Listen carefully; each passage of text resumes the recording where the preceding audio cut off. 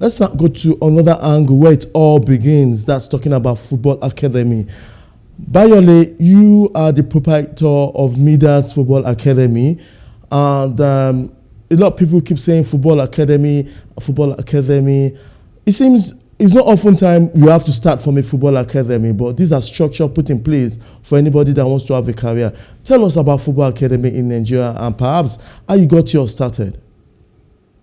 A very interesting question. Thank you for that. A football academy actually started because most footballing nation feel that the resource that they have has to be extended to find some other path to develop players. And that's how it started outside of the FIFA Go project, inspiring administrators to go ahead and create an enabling environment for young people to be able to develop their skills at the youth level, to be able to have access to right training, right development, right nutrition, and have a path to be able to become a professional or get busy and stay out of trouble. Because I always say that it is not every player that play at the football academy level that go on to become a professional. The odds are really, really, really, very low for you to become a professional. There is a lot of work involved. Okay. But having said that, I have to look at it in the context of Nigeria. How many professional football club can you say today that have their youth angle of their football club working? But the biggest one among them, the Aimbas, the Shooting Stars, the Rangers, name them. Not many of them have proper structure for youth development. Hence, the reason why academies came along and start developing. Personally, I have been I've been developing players at Midas Football Academy as far back as 2008. And we've had a couple of success over the years. I've taken some of the players to youth tournaments in Europe, in Germany, in Denmark, in Norway, in South Africa, in Tunisia, in Egypt. So, Bayonle, so what are the hurdles you see football academy face in this country?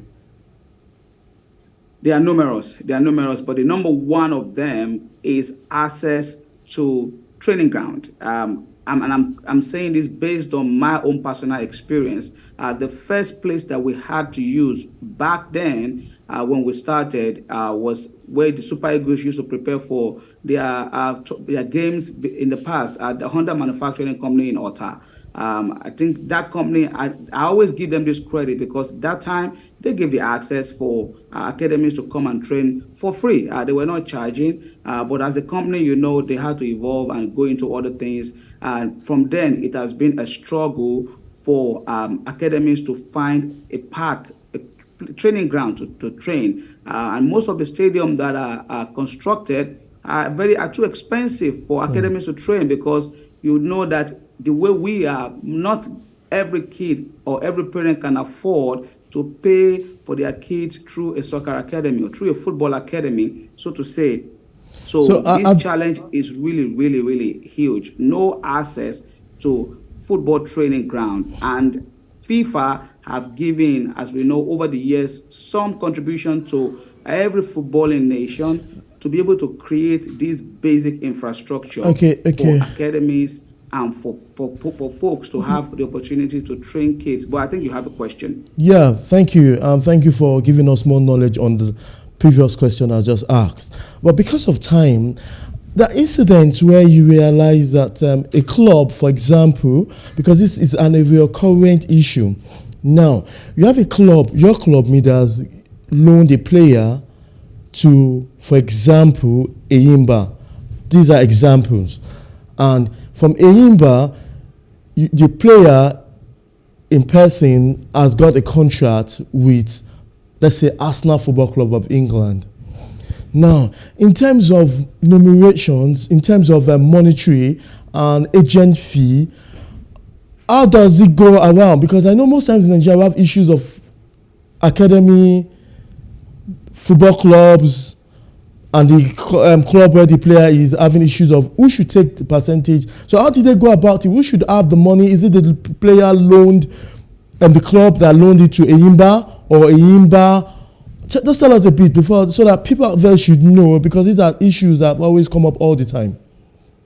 That's a very interesting question, but you are actually asking a leadership question overall, because it's all about the leadership of the academy that has developed the player and the kind of contract most of them have with the club they have loaned their players to. Yes, one of the easiest way for a player to evolve from for an academy player to have any chance of becoming a professional is to play at a professional football club and play in the league. Or in the case of the players we mentioned earlier, the Samuel Chukwueze, the Osimhen, and other ones that are currently in the Super Eagles now, they move straight from a football academy to the national team because they had access to play at a youth international tournament, and they did very well for themselves. So if there is a good synergy between the leadership of every football academy that is out there, which is the reason why there has to be a structure.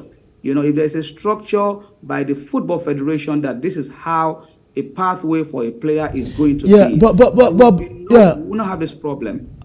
I'm saying in terms of remunerations, who will be giving, let me just say, the agent fee is now, if Arsenal is going to give Eyimba money, though the player was loaned from maybe your club, an academy, and Eyimba sold the player. So who gets the money, or is it based on agreement and percentage, or what's it based on in terms of monetary funds?